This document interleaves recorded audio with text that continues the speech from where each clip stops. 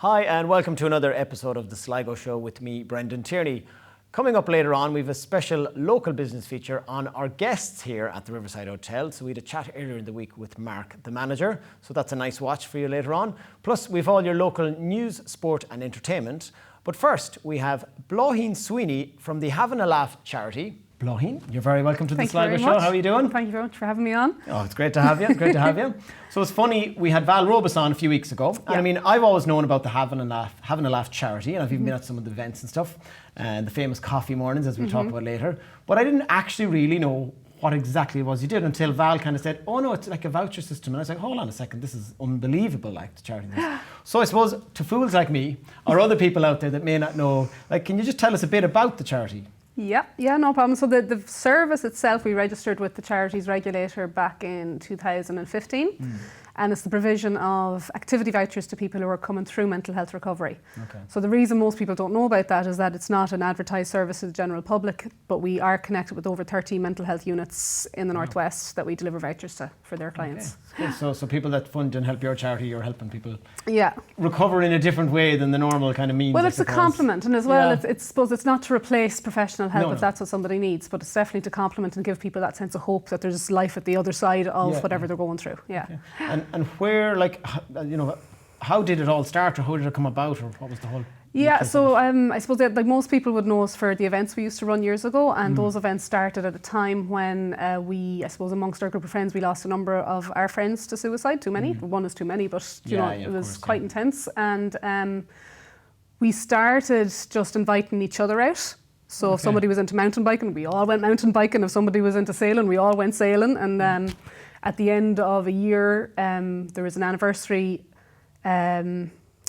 mass and gathering, and we decided we didn't want to end up in the pub for the weekend, as can happen in Ireland, because everything we were doing all year was so healthy. So why would we end up in the pub? Now, there was also the pub as well. No, that's okay. But not the whole weekend. No, we're completely innocent. But yeah, no, the whole weekend was just adventure activities, and a few of our friends had started adventure tour companies at the time, so we asked them to help us out. And we put out donation buckets and we said, look, just throw in a few quid to pay the lads to cover their costs.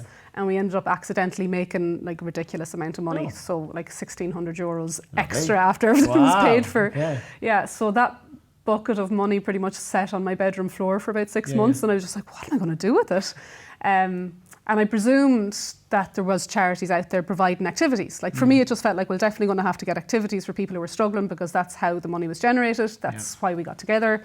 So there wasn't any charity or any organisation that was just doing activities. You know, there was groups, say like Liquid Therapy, they're brilliant, right? So they do surf lessons for autistic groups and other mental health groups, but it's just surf lessons. So their expertise is surf lessons and how to facilitate them in a way that's good for everybody. But we really just wanted to be, well, what works for you? What do you want to do? So whether it's a knitting class or a skydive, we want to be able to say, yes, we can get it. If that's what you, and if next week you prefer to just, do a game of bowls, that's fine. So you can kind of connect with a variety of people. And I mean, that's the thing, like from the outside, the name Having a Laugh immediately emits just kind of fun and joy, and it looks like a real fun, joyful, active charity. And I mean, I presume you obviously believe there's huge benefits of being active, and as you said, your own time with your friends, it was socialising together and being active together kind of helped you through. So it does. Some people might see it as just distraction, but I mean, when you're in that much pain, nothing's really distraction. Like you're not. It doesn't go away. But those activities definitely help, and like, I mean, I'm trained in yoga, mindfulness, and meditation, so it is understood, it's accepted that we store stress and pain in our bodies and that we can release stress and pain through our bodies. So whether that's yoga or whether it's jogging or whether it's surfing, whatever it is you're into, it does have a genuine effect of releasing mental and emotional stress, not just physical. Because I mean, you'd say get out for a bit of air, even like to say, whatever it's intense activity. I've gotten wild into the whole benefits of nature now as well. Well, Sligo is such a brilliant place for all of these activities as well, isn't it? And just use it out for a bit of fresh air and that. So to the charity itself, like, could you talk us through, because again, I didn't really understand that you had done these voucher system. So can you just talk us like a journey for someone that comes to you, and how they can get into your service, or how it comes about? So a person will have to be with a counsellor, and there's a reason we do that. Is first of all, so that they can have the conversation with the counsellor, so they say they're not asking for surf lessons if they have a massive fear of water. Yes. Do you know? Yeah. Because the worst case scenario is someone gets a surf voucher and they get to the water's edge and have a panic attack, and it's the worst day ever instead of it being a positive experience. And the second reason then is so that a person doesn't choose to do an activity instead of getting professional help.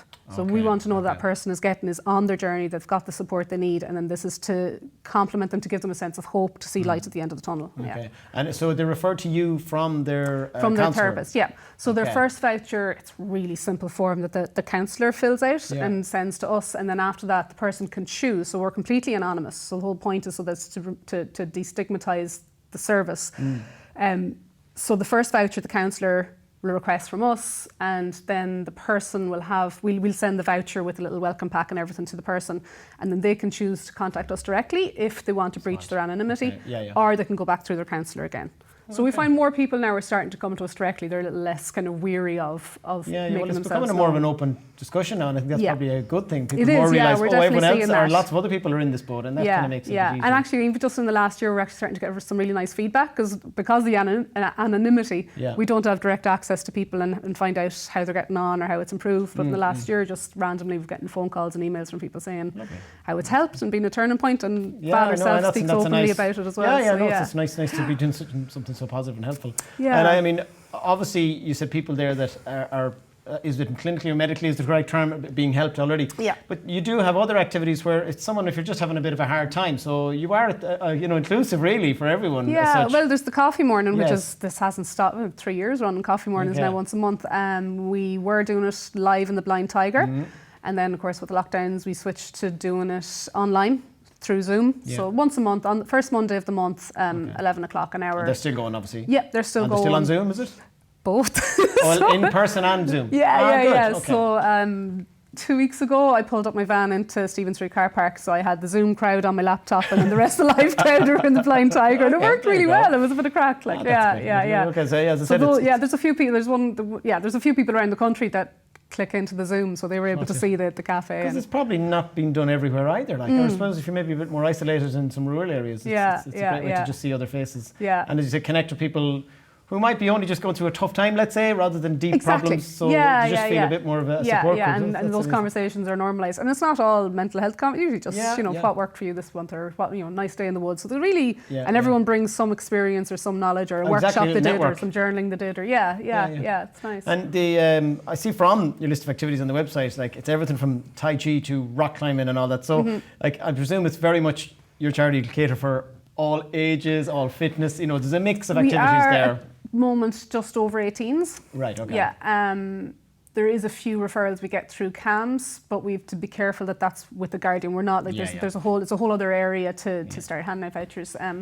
We just don't have the supports to be able to facilitate that. Yeah, but I'm just saying, if someone's kind of looking at you, going, oh, okay, well, I won't have to climb a mountain. I can actually do Tai Chi or yoga as well. Which look, when we went in back, 4 or 5 years ago into the HSC, and we had a meeting with their board meeting and said, this is what we do. And the therapists were like, so can I ask for horse riding? Like, yeah, you can. Okay. How about swimming lessons? Yes, you can ask for that. So our only restriction is that the activity that we're getting vouchers for has to be from a business that's set up and legitimate, and that they can provide us vouchers, so we can receipt it. So it just has to be, And that way, eventually when the funding starts coming through, that it starts to become support for local small businesses as well. Okay, so it's win-win. So it's fabulous like that. I know there's loads of local businesses listed on the website, even as a place to go to find out what activities are in Sligo, even if you're not anyways linked to the charity. It's fabulous like that.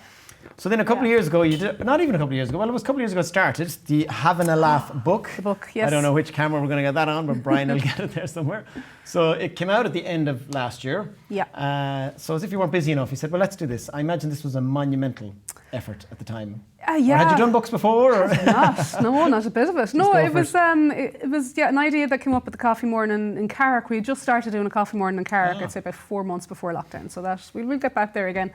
But there was a couple of writers, a writers group, a couple of the ladies who were in a writers group. But anyway, people were talking, telling stories, and funny stories, but funny stories that happened, things that happened to them when they weren't feeling so positive.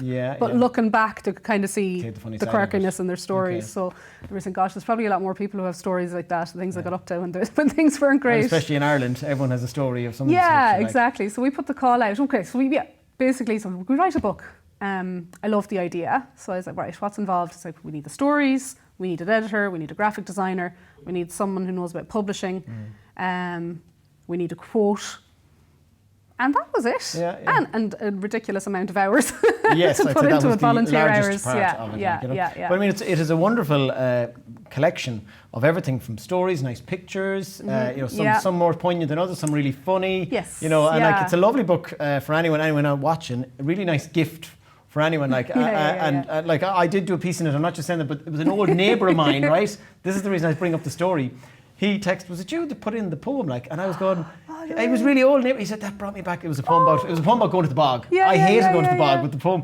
But it was so funny. This person read it, found my number. I know him around the street, and he found my number and said, oh, that was brilliant. So it's the thing about it, almost an identical story. I was just going, before we started there. So I put in a story about my dad. My dad loves telling stories from Glenties and Minahala back when he was a kid. But he tells a story about Granddad going to collect wood from, anyway, you'll have to read the book. So this, in the middle of the night, there's kind of like salvaging wood that they weren't really, during the war, they weren't meant to be moving around at all. Yes. There was a name for that too, when you've lost wood. Oh, we could be here for the night. Remember reading it. It's salvaging wood, basically. That'll do, but I got a message from a man who's from Donegal. I think he came to one of my yoga classes, so he had my number and he goes, I just picked up your book and I'm reading the story, and I grew up in Glenties. Your dad will know about this hill, and he had this other story about, I think it's his wife that he brought on a date and how the car broke down, and I was telling Dad his story, and they're like, It's a lot of history on the one area. Yeah. And that is the thing. It gives, as I said, loads of people who would never be published a chance. And even if they just send a simple picture, but now I'm in a book, and it's a lovely memory to have. So I mean, even from that point of view, it's a lovely collection of what you might call non-professional writers and stuff, or photographers. It's just a lovely mix. It really brings a lovely story across. It's a beautiful, paintings and photographs and. Just when the stuff started coming in, and I think the most fun part was putting it together, because the stories would be one they were like, oh, that picture was perfect. It's almost like it started fitting into itself. Yes, like a little puzzle. Yeah. Obviously, you couldn't keep them all in either, so I presume you spent hours reading all these funny We got stories. a couple of external judges to help us, so that we can't have all this, so we just, we put a call out for writers and editors just to help us with kind of some of the selection process. And the scoring system, just to try and make it as fair. I know. Because the guild, because there was some stuff, it's like, oh, I really know. It's hard. Book two, maybe you might put all them in there. Well, this is it, yeah. And have you a favourite? I know you mentioned your dad's story. Is there any other ones that just stick out? Or? One that just always jumps out at me is Celia Keenahan's Spirit Sore, and I think it just kind of speaks to the struggles with mental health. And I think she it's a poem, and each verse says, if I hadn't, pretty much, her words are much more poetic, but if I hadn't gone through all this SHIT, I wouldn't have then seen my spirit soar. Okay. And every time I read it, I just get a little bit choked up. I'm like, I think, and that's why we started the charity. I think there was very little out there on life after mental health struggles. Okay. And a lot of people, especially at that time when we were all struggling, and people start sharing the stories, and how most people were saying that they are so much better for having gone through it, which is not something you would believe when you're in the middle of it. No, I can imagine. At all. Totally get that. But in the most respectful way, I think it's important to let people know that there is hope afterwards. So. And I think, I can't and there are highs in the middle of it, and there's, all of that. But I imagine, thankfully I can't say I've had such struggles as such, but you hear so many stories now, and it is that, another network of people, or even reading that, even if you ever meet the people, you might hear something that just connects with you. It's lovely. Everything you seem to be doing is just really lovely to gather people together and be really helpful and kind, so it's lovely. And people can still buy the book, obviously, before we forget to say that now. In towns, there's still a few in Lieber, and you can buy them online on our website. And we're also getting into a few markets, so that'll be up on our website, what markets were available as well over Christmas. So it's all on the website again, is havinalaugh. havinalaugh.com. You careful, the I and the com. That's the one thing I was catching. And just apart from all the stuff we spoke about, events is a big part of the thing. I remember being to a concert out in, and I also forget the name of the estate. Anamore. It was cool. It was amazing. You built this amazing stage. So your big part of your charity is putting on events, and you have what other ones was there? Maybe there was the ones I missed. There's lots of yoga ones, isn't there? And we did. I did. We did lots of the yoga hikes.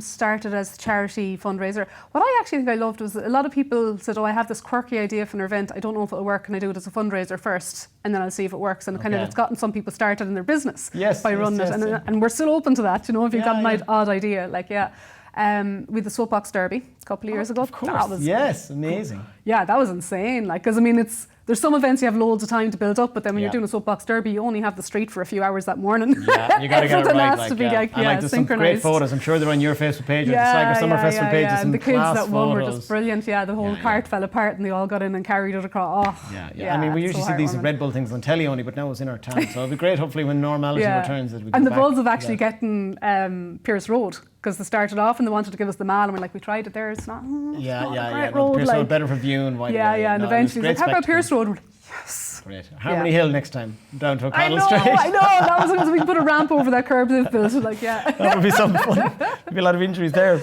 But you've more. I know you had a cinema event planned, or you're not sure. Is there more things coming up? We left it a bit too late in the year, and the ground just got too wet. But we have approval for, we can obviously use the site out in Annamore. Yeah. We've also got provisional approval for location in Strandhill. Oh, okay. So watch the space with that one. Yes. Okay. And any other events in the pipeline at the moment? No, you're taking a rest for Christmas? Taking a rest for Christmas. Yes, and why not? Well deserved. Yes. I'm sure there's something else there I forgot. No, actually, we have a project coming up. No, we do hope to get this off before Christmas. Again, it's one that we're running through the HSE to get musicians into the residential homes of people, mental health residential homes. So we that's all kind of approved with the HSC. We just have to get the right funding to support this. So that, again, just all keep an eye on your social media website. These ideas will be flourishing, no doubt. Yeah. And so with how do people get involved? I suppose I know you're often looking for volunteers, or how can people fundraise for you? They can just put on a night, I suppose, and say we'll donate to you. It's simple as that, probably. Yeah. Because we always need the money, and we're not. We're public. We're 100% public funded, 100% volunteer led. We love events that are a little bit quirky. We love people to do fundraise for us, doing events that are also life enhancing. Like, so we've had people who, if you're doing it anyway, ultra cyclothons, I don't know what you call it, but a couple of girls up Donegal, and or if there's something that somebody wants to run, we're happy to help. Like, we've got so many years' experience now running different events, and you have a few good numbers. We've got a few people we can ring as well. I don't know who they've been out, but that is it. Like, you can just have that one magic phone that has all the details. Or look, we've done this. And there is. It's like, I have this idea for a fundraiser, but it's like, just give us a call, and I'm sure we can help. Okay, very good. And obviously, you're looking for volunteers all the time, so people can register with you there. Obviously, in that. At the moment, I suppose, because there aren't as many events. Yeah. The volunteer. I don't know, because I feel bad when people ask to volunteer, and I can't find anything for them. I know. But we are always looking for volunteers. At the moment, it's kind of admin and, like you said, talking about potentially another book, but there's always kind of those projects going on underneath. So could be right up someone's street that just to get involved. The and help out. best volunteers we've gotten has been through the volunteer centre. And what we found is when you're really specific about the volunteer you want, we needed someone to upgrade our website. So rather than saying somebody who's good at tech, it's like we need somebody who's an expert at WordPress development, and we got an absolute expert in WordPress development that had done overnight. Like, so when we go through the volunteer side. So we found, like, when you're more specific with the role rather than general, you get really good people, and there's amazing people out there who want to do something. I know there's amazing people who will help when you just need to. As you said, the volunteer centre is amazing. Must have them on someday to explain exactly how they do their job as well. I know some of the ladies down there as well. So we can't let you go before we tell us all again. Apart from all of this, you have Wellbeing with Bláithín and Anish Yoga. Yes. As well. So tell us about that before you go. Outdoors and online, I suppose, are the two ways that we can, during these times, we can definitely keep going with. So the outdoor Wellbeing with Bláithín, or your Wellbeing Warrior, is the website. That's all outdoor yoga and wellbeing events. So yoga hikes, surf to yoga, sun to yoga. Morning yoga. I've Sunrise, seen some of the pictures. That's amazing. That's in 2 weeks' time. Kings Mountain. So we head up the Kings Mountain at, we meet at 5:30. We head up the mountain at 6. But we get the sunrise coming up over Glencar from the top of the mountain. Yeah, stunning. So 2 weeks' time. So and then I do a little bit of, there's yoga meditation, but I also do a little bit of the science. My background, I have a PhD in chemistry, so I tend to always bring in the actual science of why greeting the sunrise is actually good for your whole system, the whole circadian rhythms, and setting your internal clock. A bit like with Seamus McGoldrick on here, and he had some crazy physics degree, and yet he was doing this completely different thing. But yet you can still connect all the lines. So Anish Yoga and Wellbeing with Bláithín. Yeah, people are looking for so the Anish Yoga is ongoing at the moment. I'm running 4 classes a week myself, and a few other teachers on the platform as well teaching. So all online. So yeah, if you're looking for a so class, and you can connect from drop anywhere. into one class, or you can sign up to, what, I think there's 5 weeks left until Christmas of our, not 5 weeks, Yeah. 5 weeks of live classes until Christmas, yeah. So I did a few classes a number of years ago, and I don't do enough yoga. I don't think anyone does enough yoga. I think the benefits of it, so definitely people check out that, even give it a try. The benefits all around for all ages. Yeah, well, there's loads. I mean, there's like the Yoga Quickies collection, which I think a lot of people have found benefit from, because it's like 10, 15, 20-minute classes that you can just dip in and out of. Yeah. Okay, very good. Well, before we let you go then, just to make sure we get all the things right. So havinalaugh.com is the charity, or it's on Facebook. And no G in the having, so it's having. Oh yes, laugh. having. Yes, well, we can show them there. So it's spelt like that. Anyway, I don't know which camera we're on. So having a laugh. And I mean, if you're around the Sligo area, but if I mean further afield, it's easy enough found. Yeah. And you can still buy the book, and people can just go on your website and just donate if they want. Yeah. Now, what we're fundraising for at the moment is it's not so much a new website, but a new platform. So, like I explained, how people can access our voucher service, that the new platform will allow people then to log in themselves, and they'll see what credit they have left, and they can choose vouchers. So it just makes it a bit. Everything I do is about making activities more accessible. There's a lot of barriers there, and especially when you're in a place where you don't feel motivated yourself. So just trying to make them as accessible. You definitely seem to be breaking down the barriers on a number of fronts, whether it's coffee morning, books, events, or as I say, just the general help you do. Well, Braheen, lovely to chat to you. I mean, we've known each other around the town over the years, but to see more about what your charity does, and I said I was embarrassed when Val told me, I didn't understand at all. So it's lovely having you on and tell the story. It's really good what you're doing. So keep up the good work. Thank you very much. Good luck with all the yogas and all that. Cheers. Yeah, you might join me now in 10 minutes. Maybe not tonight now. But listen, that was Braheen from Having a Laugh charity. And now we're going to go to our local news, sport and entertainment.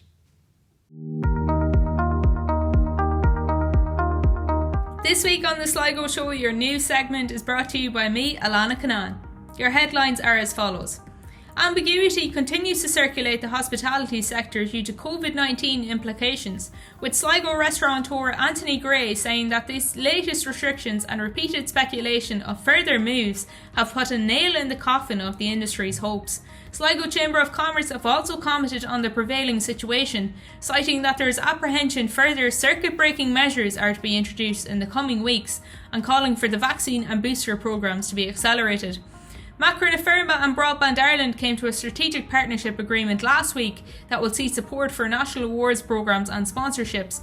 Peter Hendrick, CEO of National Broadband Ireland, described the partnership as a great fit, while CEO of Macron Dennis Duggan, mentioned that a reliable internet infrastructure is vital for the future of the development of rural communities, both as a means to stay connected and also provide commercial opportunities. Thrown to the future as well is a new report conducted by KPMG Analytics that found the socio-economic profile of Sligo is left wanting in a number of facets. Produced as a part of the draft Sligo 2030 plan, it identified that the largest age group in the county are those between 20 and 29 years old, but there's been nearly a 20% decrease in that unit since the last census. Employment growth figures are also around 9% below the national average, while housing has been acknowledged as an area that needs improvement too. On the flip side, however, education was reflected positively in that 47.7% of residents hold some kind of third level achievement, bringing us on to our final story of the day, in which the collection of IT colleges that are coming together across the northwest to form a university are to be referred to as the Atlantic Technological University. Announced today, they are to include the institutions of Galway Mayo, Sligo and Letterkenny, with the new college to open its doors on April 1st in what is a long-awaited measure in the west of the country. Minister for Further and Higher Education Simon Harris, speaking on the move, said he was pleased to be able to announce the name of this Ireland's fourth technological university, and spoke of how the students who graduate in this current academic year will do so with university qualifications. That's it for this week's news headlines with me, Alana Canan. You can find more from me over on hersport.ie, The Final Whistle, and also your local media outlets.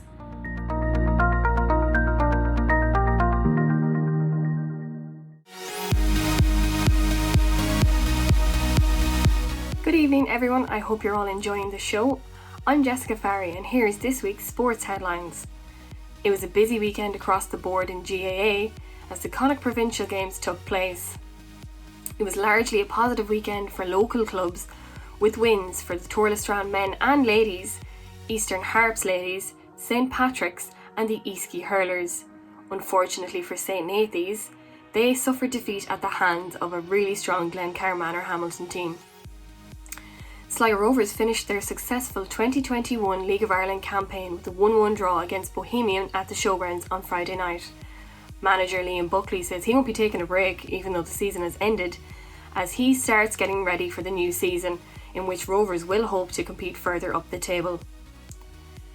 Sligo native Niall Burns created motorsport history as he won 4 competitions in the 1 year. And finally, there were wins also this weekend for the EJ Sligo All-Stars and Sligo Rugby Club. You can read more about all of these stories in this week's The Sligo Champion, out in shops now or available as an e-paper which you can subscribe to on sligochampion.ie. Enjoy the rest of the show.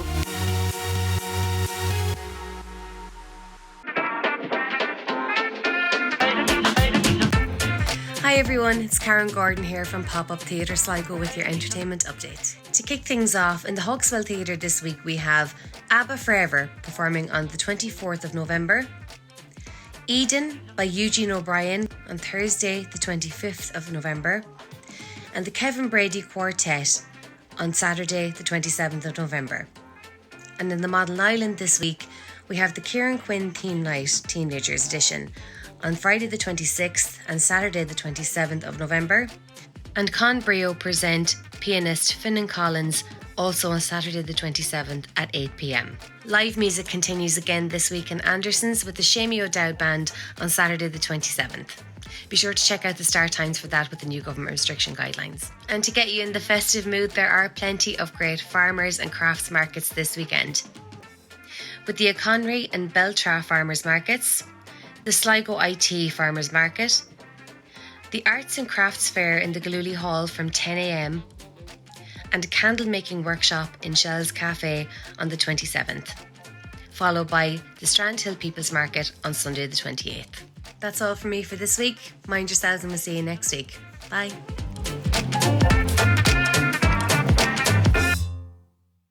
So thanks again to all our team there for the news, sport and entertainment. And we're going to go straight over to a clip now we filmed earlier in the week here in the Riverside Hotel with Mark, the manager. So this is our local business feature with our hosts of the Sligo show, the Riverside Hotel.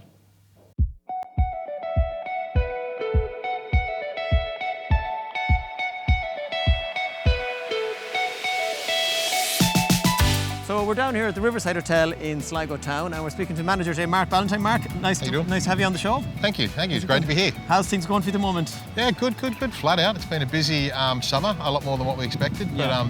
But good weather. A lot of full hotel rooms around Sligo at the moment as well, I've heard. Very much so. It's It's great that we're still wanted a lot in Sligo. So there's a lot of tourism coming here from staycationers. Yeah, no, and that's really been on the up in Sligo itself. And I know lockdown made you create, or how do I say, be a bit more innovative. And right behind us here we can see Ripple's Cafe, which is kind of a new feature for the Riverside Hotel. Yeah, we had a lunch trade that, was kind of dropping off a bit, and it was a traditional style, pub lunch, and so we were looking for different options, and we came up with Ripples. We made much more use of that conservatory area, and it's great to be busy 7 days a week now, as indoor dining or outdoor dining, so there's some nice little boots out there to keep you warm in winter. So hopefully now people are going to they're going to get used to the cold weather and it won't be too bad. They'll still be dining out over winter. So yeah, hopefully.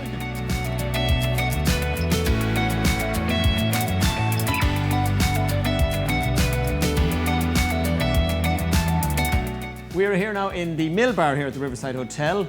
So Mark, this is also a public bar as well. So people living locally can come in here, but obviously your residents are in here at the weekends and evenings as well? Yeah, so the bar is for the residents that come here. There's a nice little bar, which a nice old traditional bar. There's a lot of history to it with the area too. And it's also open to the public, so we get a lot of well support from the locals. And we have our evening menus and we have our Sunday roast menus. Yeah. And then quite a popular one, the Sunday roast, isn't it? Oh, it does, yeah, it's very good, the Sunday roast meals. And then we also cater for small functions, or big functions. We've got christenings, we've got birthdays, we've got after parties. We even do the small weddings over the lockdowns and that. Yeah, and I see even here there's loads of little lovely nooks and crannies to book a little table at 6 or 10 or 20. Yeah. And then you have, how many suites have you for functions in? We have a large function room. When I say a large function room, it's a medium-sized function room, and then we also have some smaller sort of meeting rooms as well downstairs. Okay. So these booths out down the back here would probably get booked out every Friday night, Saturday night and Sundays, and then the function room normally goes 2 or 3 times a week too. So yeah, so you can cater for everything from small groups to professional meetings, right up to, a bigger party, whether it's a wedding, communion, or, birthdays. Yeah, we're a nice little size. So, whether you've got an event for 10 people or, you've got 50 or 60 people, we can cater for that sort of, anything around that sort of range of people. So, yeah.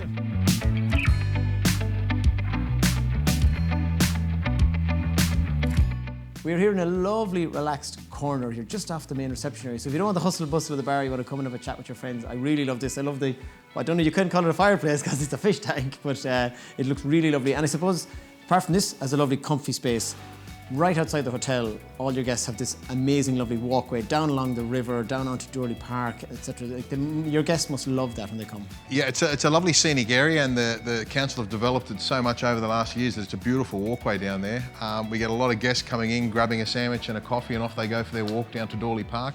We're also literally 2 minutes from the town centre, so it's another 200 metres up the road and you're in the centre of town, so it's a great little spot. How many rooms have you here in the hotel? 66 rooms, so wow. It's grown a lot over the last few years, and they've all been newly renovated within the last 2 years, so they're lovely rooms. Yeah, well, we had a look earlier on, they look fantastic, they look lovely. Yeah, some stunning scenery up the whole river there. Half of our rooms have river views, and we sell on that point, and it works really well for us. People love the views. And Mark, if people want to come and stay in your lovely hotel, how do they book in? Okay, well, there's all the obvious ways, but the easiest way and the best value way is to go directly to the website or use our social media for the links. And you can always ring and talk to one of the receptionists if you need to. And you can bargain down a good deal if you get them in a good day. We're always looking for a bargain, yeah. Everyone loves a good bargain. And the very important website address again is? www.riversidesligo.ie. Riverside Sligo. Yep. Well, Mark, thanks for taking us around. I mean, what you've done here from the outdoor area, the cafe, it's a real asset to this side of town to be able to get your lunch and go for a lovely walk down there. And as I said, it's great to have such good accommodation in the middle of town. Well, thanks for having us. Excellent. And thank you for letting us do our Sligo show here for so long. It's a huge asset for us to be able to come here and do it as well. So thank you. You've been very kind and welcoming. Great. You're more than welcome. Thank you very much. Cheers. So thanks to Mark for being this week's local business feature. And that's about it for this week. Just to say thanks again to Brian and Finian behind the cameras there, to the Riverside Hotel, as always, for letting us have their space. Our guests this week, we had Bláthnaín and Mark. And next week, on Tuesday again at 8 o'clock, we have Kieran Quinn. So that's going to be a great chat. We look forward to seeing you then. And remember, check out our YouTube channel, and all our interviews and clips will be up on our social media in the coming days. So make sure you like and subscribe. We'll see you next week.